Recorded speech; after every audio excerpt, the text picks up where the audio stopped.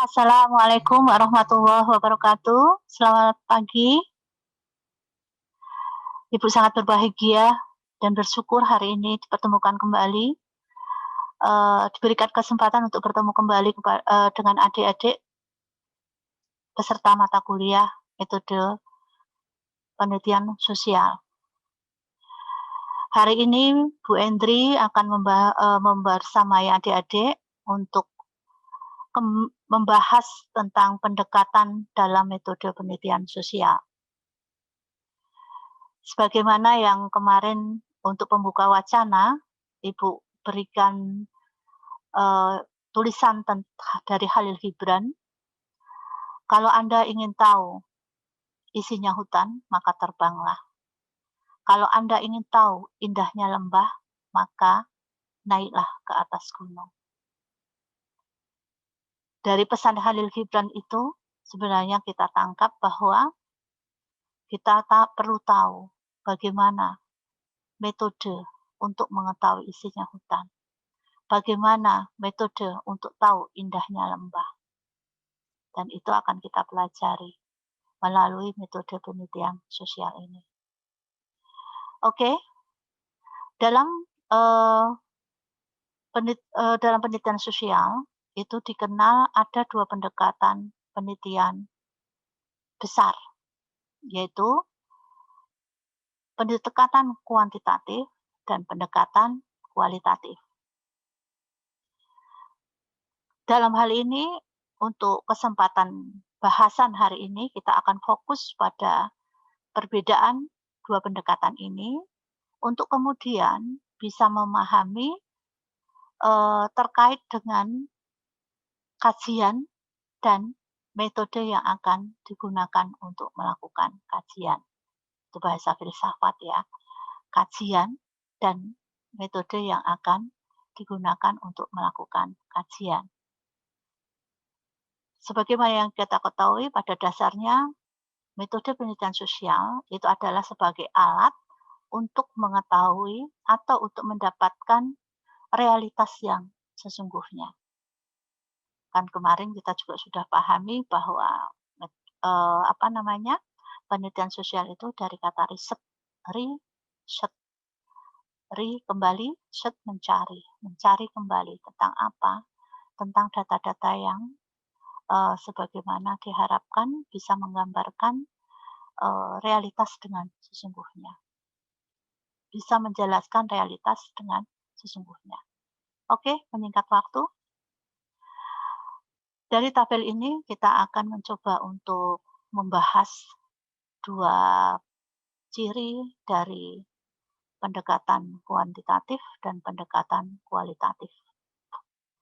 Yaitu pertama dari pandangan tentang realitas. Kalau kelompok positivis melihat realitas adalah berdimensi tunggal, fragmental, dan tetap. Bagaimana ini dipahami? Ini bisa dipahami ketika satu contoh akan melihat tentang faktor penyebab kemiskinan. Itu peneliti bisa melakukan dengan mengisolasi ke dalam variabel-variabel, yaitu rendahnya tingkat pendapatan, rendahnya tingkat pendidikan, rendahnya derajat kesehatan, dan seterusnya. Untuk memahami faktor-faktor penyebab kemiskinan.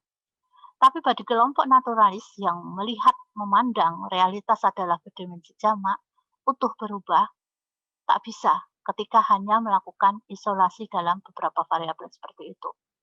Karena pada dasarnya untuk bisa memahami kemiskinan, perlu mengetahui tentang proses.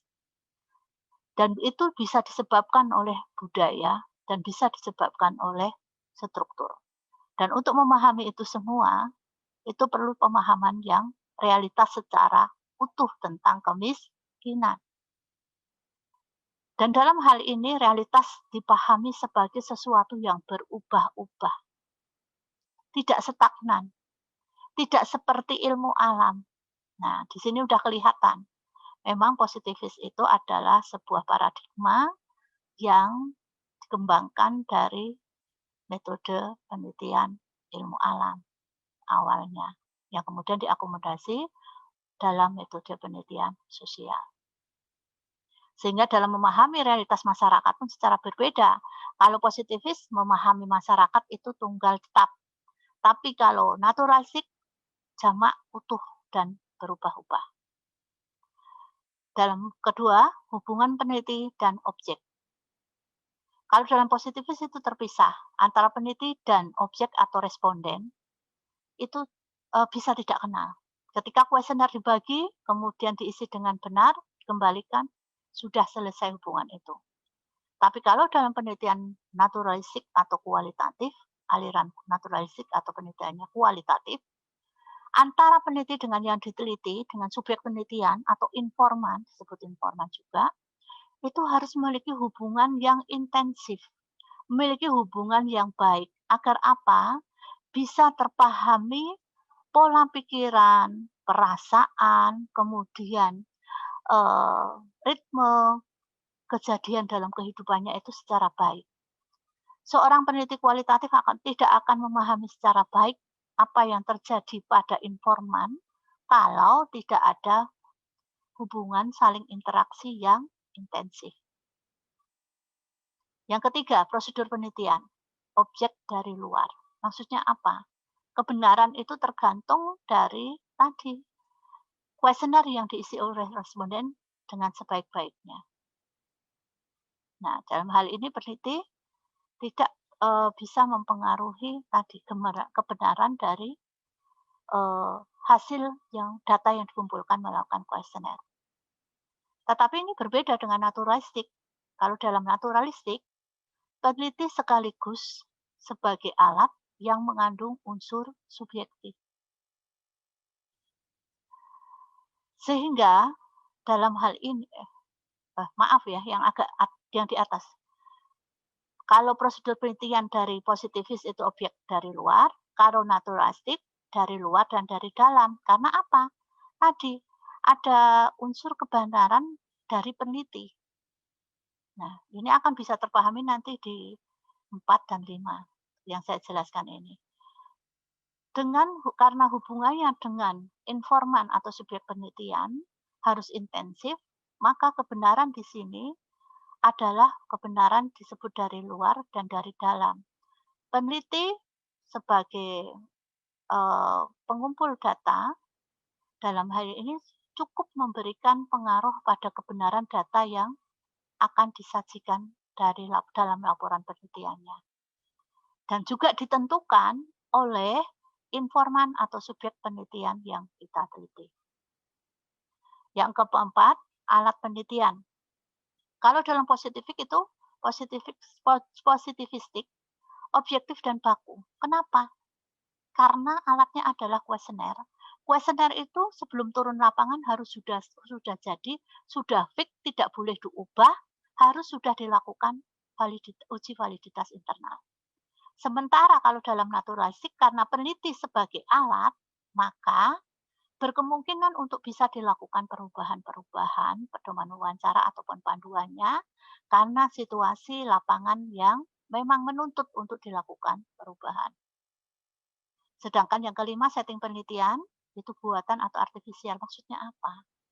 Di sini dalam positivistik itu mengenal istilah sampel dan populasi. Sehingga untuk meneliti seorang miskin, itu tidak harus semua orang miskin diteliti. Tapi bisa cukup mengambil 10% dari misalnya kasus penerima bantuan PKH. Nah, itu. Jadi bisa di situ bahasanya diwakili. Sampel yang mewakili populasi. Tapi berbeda dalam naturalistik, harus alamiah, natural, tidak bisa diwakilkan. Dalam hal ini hanya yang menjadi batasan adalah sesuai dengan syarat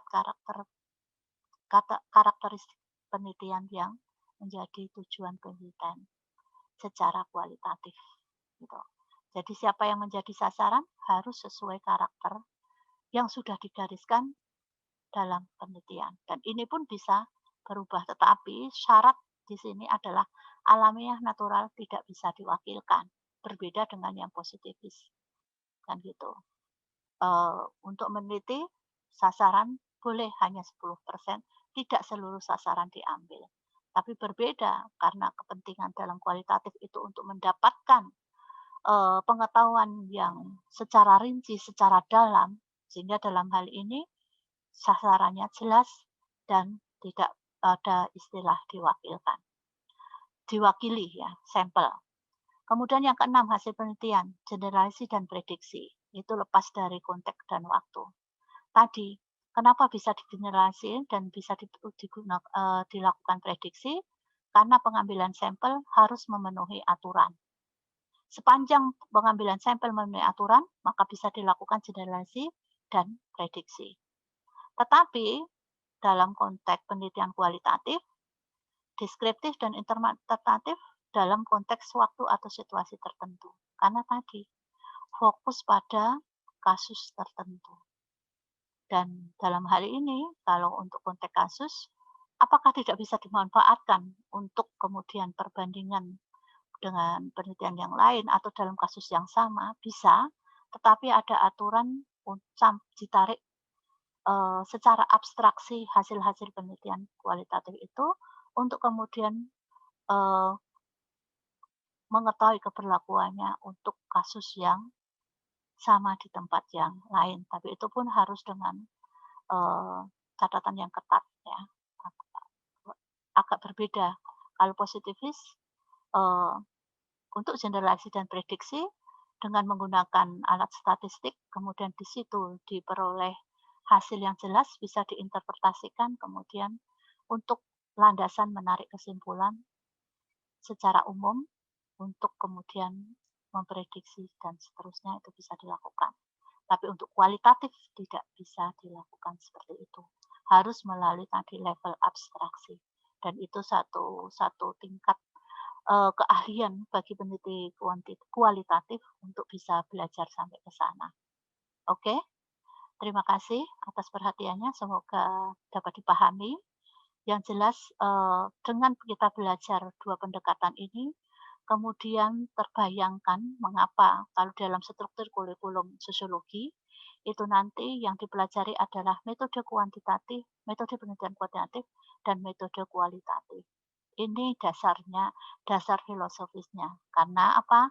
Ketika berbeda dalam memandang realitas, maka berbeda pula cara untuk memahaminya. Begitu. Terima kasih atas perhatiannya. Sekali lagi semoga bermanfaat. Assalamualaikum warahmatullahi wabarakatuh.